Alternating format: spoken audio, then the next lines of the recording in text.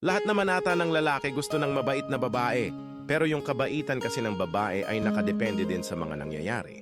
Kasi kung ano yung pinapakita mo sa misis or asawa mo, ibabalik niya din yun sa'yo ng doble-doble. Kung mabait ka sa kanya, mas mabait siya sa'yo.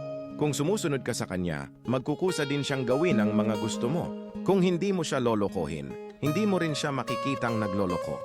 Kaya minsan, di ba, binabawalan ka niya sa maling gawain. Alam niya kasi kung paano i-handle ang sarili niya, kaya tinuturo niya sa'yo kung ano yung gagawin. Lalaki kasi ang naglilid ng relasyon. Babae lang ang nagtuturo ng tamang direksyon. Mali yung ganito, mali yung ganyan, bawal yung ganito, bawal yung ganyan. Kung hindi mo siya sinusunod, hindi ka din niya susundin. Kung hindi mo siya iniintindi, mas lalong hindi ka niya iintindihin. Hindi ganti ang tawag doon. Ang tawag doon, reflection lang. Kumbaga, ginagawa niya sa'yo yung mga bagay na natutunan din niya sa'yo. Kung ano siya ngayon, yan yung resulta ng mga ginagawa mo. Kung ano yung nakikita niya sa'yo, yun din ang gagawin niya.